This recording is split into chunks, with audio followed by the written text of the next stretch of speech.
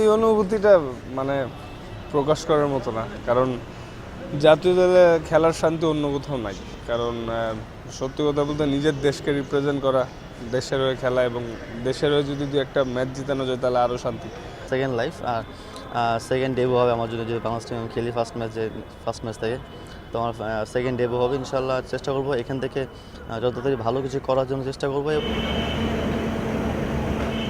প্রত্যাবর্তনের গল্পটাও কেমন ভিন্ন হয়। দীর্ঘদিন পর সাব্বির তাসকিন ফিরছেন জাতীয় দলের ছায়ায়, কিন্তু দলের বাইরে দুজনের পথ চলা একদমই আলাদা। বিতর্ক আর ব্যক্তি যখন হাত ধরে হাঁটে তাকেই হয়তো সাব্বির রহমান বলে। ক্যারিয়ারের বেশিরভাগ পৃষ্ঠাতেই কালো অধ্যায়, একের পর এক বিতর্কে জড়িয়েছেন সাব্বির রহমান। মূল যে দায়িত্ব ব্যাট হাতে, তারও কোনো সাড়া নেই।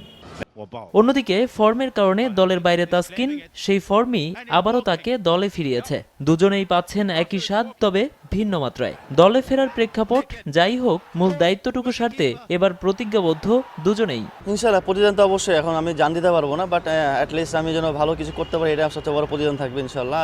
আর ইনশাল্লাহ চেষ্টা করবো ভালো কিছু দেওয়ার জন্য, নিজের যতটুকু যা আছে 100% দেওয়ার চেষ্টা করবো। যেগুলো যে জন্য আমাকে না হচ্ছে বিসিবি বাংলাদেশ টিমে, চেষ্টা করবো ইনশাল্লাহ ওটা ফিনিশিং করার জন্য এবং ম্যাচ বাই ম্যাচ খেলার জন্য। যেহেতু সামনে নিউজিল্যান্ড ট্যুর আছে, সুযোগ হয় বেস্ট 11-এ আমি আমার শেয়ারটা দিয়ে নিজেকে উজাড় করে দেবো। সামনে ওয়ার্ল্ড কাপ আছে, স্বপ্নের ওয়ার্ল্ড কাপ, তো চেষ্টা করব যাতে আমার এখানে সুযোগ হইলে আমি ভালো করে যাতে ওয়ার্ল্ড কাপে আমার জায়গাটা করতে পারি, এটাই আমার লক্ষ্য। অতীতের পথ আর না মাড়ানোর প্রতিজ্ঞা করেছেন সাব্বির রহমান। ফর্ম রেখে দলের জন্য সবটুকু দেয়ার অঙ্গীকার তাসকিন আহমেদের। দুজনেরই লক্ষ্য বিশ্বকাপ। দেখার অপেক্ষা দুই সম্ভাবনাময়ীকে নিয়ে কতটুকু এগিয়ে যেতে পারে টিম টাইগার্স।